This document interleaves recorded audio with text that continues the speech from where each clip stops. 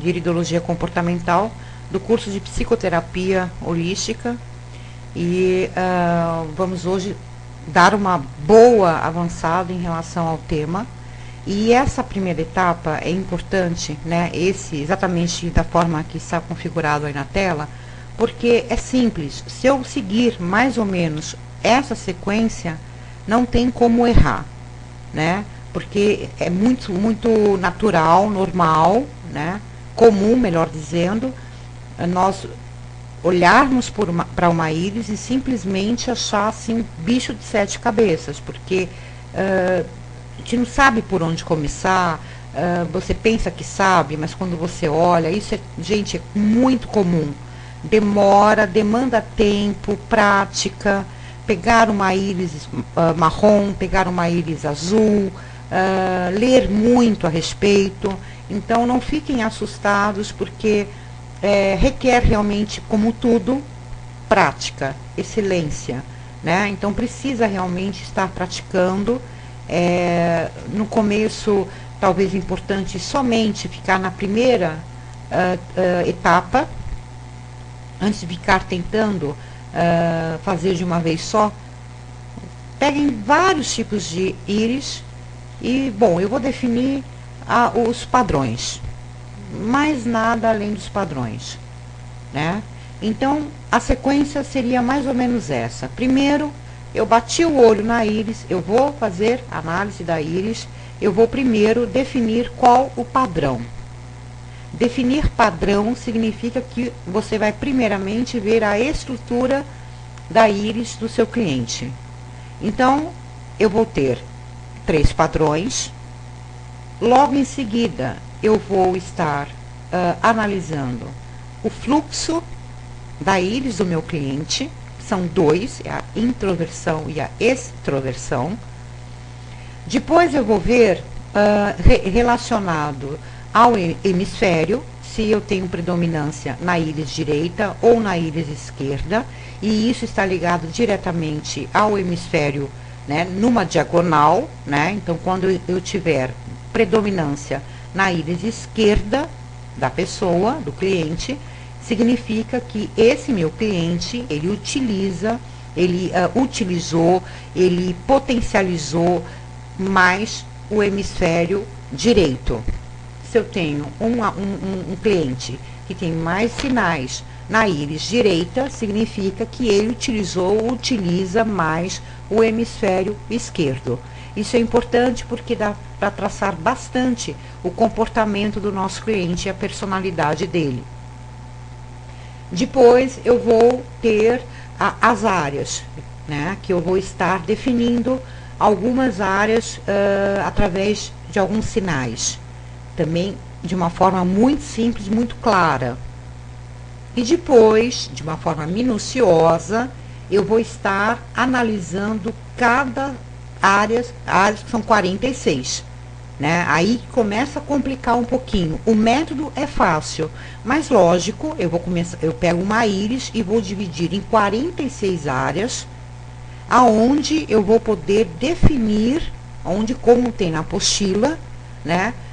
Se o meu cliente, na infância, de 0 a 2 anos, houve algum tipo de atuação na vida dele emocional, de comportamento, aonde foi marcado na íris dele, naquela área X, relacionada à infância, de 0 a 2 anos, houve ali um trauma, houve ali uma mudança de hemisfério, houve ali qualquer tipo de sinal. Então, o que nós, psicoterapeutas, que temos essa técnica, nós vamos anotar.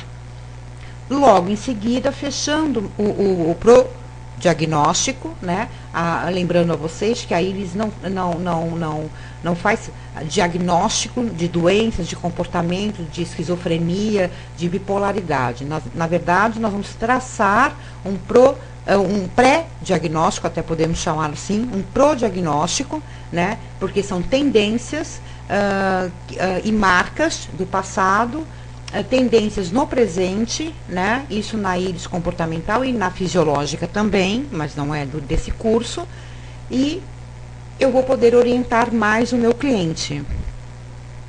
E pode acontecer o seguinte, quando você terminar de fazer o pré-diagnóstico, traçar alguns comportamentos, a forma do seu cliente, quais são os medos, nós podemos ver através da íris, quais são os comprometimentos de comportamento, de mudança de predominância, que tem um significado importante dentro desse método.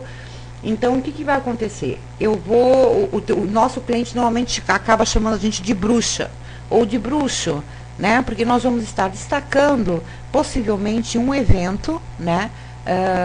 Numa fase muito da infância do nosso cliente, ele vai ficar um pouco, não digo assustado, mas ele vai questionar como é que você sabe disso, né? Então a íris comportamental, né, usar esse método é excelente, porque nós sabemos que numa condição de cliente e profissional, nós vamos ter aí mecanismos de defesa, vamos ter máscaras, vamos ter a própria mentira pura e simples, vamos ter a leitura corporal, que vai adiantar muito para nós também, e vamos ter o método da análise através da íris. E isso é extraordinário, porque mesmo que o seu cliente esteja te dando uma volta, mesmo que o seu cliente nem saiba, inclusive, né, porque a maioria é isso que acontece, eles nem sabem exatamente o porquê da angústia, o porquê da ansiedade, o porquê do sofrimento, e nós vamos estar tendo essa vantagem. Então, eu acho uma vantagem muito grande, porque eu traço a personalidade do meu cliente sem necessitar daqueles testes clássicos e básicos que os psicólogos, por exemplo, utilizam. Porque se eu tenho uma pessoa que ela não consegue verbalizar a sua dor, que inclusive é a maioria, se eu encontro uma pessoa que tem um déficit aí de inteligência, né, desprovido, vamos dizer assim, até não da inteligência emocional, da inteligência, da cognição mesmo, independe da cultura, depende da classe, independe da classe social, independe de qualquer coisa. Eu estou vendo na íris, não tem como mentir, ele não tem como pintar nem furar para marcar nada, né? Então, quem gostar e quem gosta desse método, aprofunde.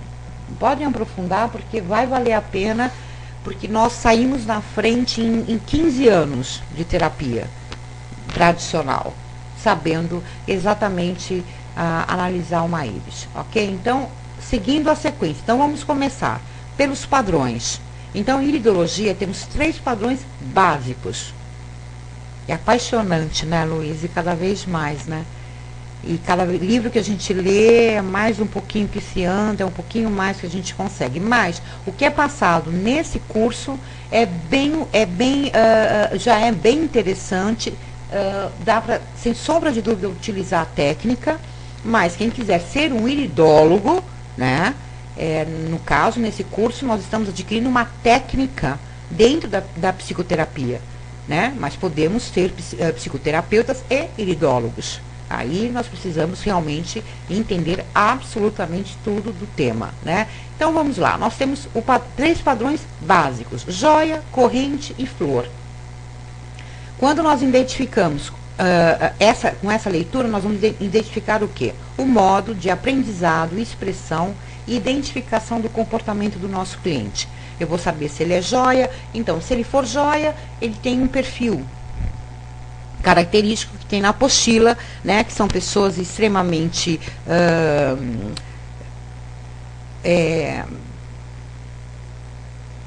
verbalizam super bem, né, o padrão joia. Eles são extremamente céticos, entre aspas, são racionais, eles são pessoas que vem naquela questão do olhar, né, para o mundo muito certinho, dando base, estrutura, inclusive, emocional para as outras pessoas.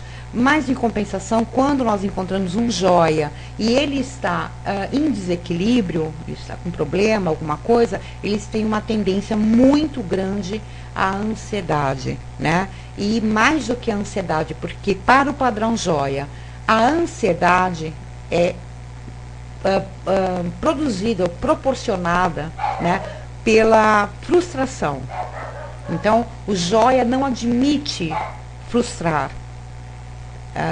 Para ele é diferente do corrente, né? O corrente frustrar vai ter outro resultado, mas para o joia, que é todo certinho, todo metódico, todo racional e tudo mais, nós vamos encontrar muitos joias que depois da análise final, nós vamos perceber que ele utiliza o hemisfério esquerdo, né? Então é comum fazer essa dobradinha, nem sempre, porque você pode ter mudado por algum trauma, por algum problema, você pode mudar a predominância. Mas, a princípio, é o que a gente mais acaba encontrando. O segundo padrão é a corrente, que é a flexibilidade, a corrente é o rio, né? É o caminho, é o fluir, são as pessoas extremamente sensíveis, são os artistas, os criativos. Então, corrente é aquele da paz, né? São os terapeutas, a maioria, os curadores, os curandeiros, né? Melhor dizendo. Então, nós temos uma influência do corrente muito interessante dentro do mundo, né? Porque são aquelas pessoas que sempre têm aquela intuição, são as pessoas mais flexíveis, porém, né? Se nós encontramos, de repente, uma pessoa carente, essa pessoa é muito carente, essa pessoa tem autoestima baixa, essa pessoa não tem confiança em si, assim por diante, pode ser que nós estamos em frente de um corrente, né? Porque, na verdade, o corrente sente muito desamparo, como ele é muito altruísta, como ele é muito, ajuda as pessoas, né? Por tudo e por nada. Então, quando ele não tem reconhecimento, ou a troca, inclusive energética, ou reconhecimento, assim, de fato, ele logo tem um bloqueio e ele sente o desamparo, né? É bem típico desse perfil, né? Aquela pessoa que se doa muito, acha que tudo é um violão, né? Tudo é o choro. Então, a corrente é muito bacana nesse sentido, ele vem equilibrar um pouquinho, né? Na verdade, quem entra na depressão mais de uma forma forte, Arci, é o padrão flor. Engraçado, né? Poderia ser o corrente, mas o corrente, quando ele tem algum desvio, ele bloqueia e ele sente o desamparo. Ele se torna uma vítima, né? Vamos dizer assim, eu faço tanto e não recebo nada, né? Então, ele está numa tendência ao vitimismo. Já o flor, quando ele está em desequilíbrio, para além da depressão, ele sente raiva. O padrão flor. Então, o mecanismo ali do inconsciente do flor está relacionado à raiva e à depressão.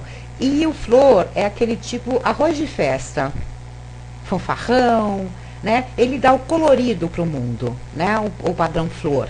É aquela pessoa, normalmente quando se veste, são chamativas, quando as mulheres com brincos, argolas grandes. Então, o flor, ele é muito arroz de festa, ele é muito, ele gesticula muito, ele fala de uma forma, né? É o pavão. Quando está em desequilíbrio, Paulinha, o joia, ele tem a tendência à ansiedade. Mas o que promove a ansiedade do joia chama-se frustração. Ele não suporta errar. Os perfeccionistas, em linhas gerais, né? Se nós traçarmos o perfil de um perfeccionista, possivelmente nós vamos encontrar bastante pessoas no padrão joia.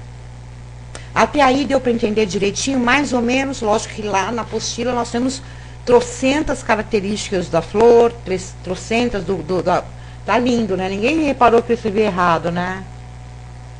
Ninguém reparou que eu escrevi errado nessa slide, né? O que é correte? Alguém pode me informar o que é correte?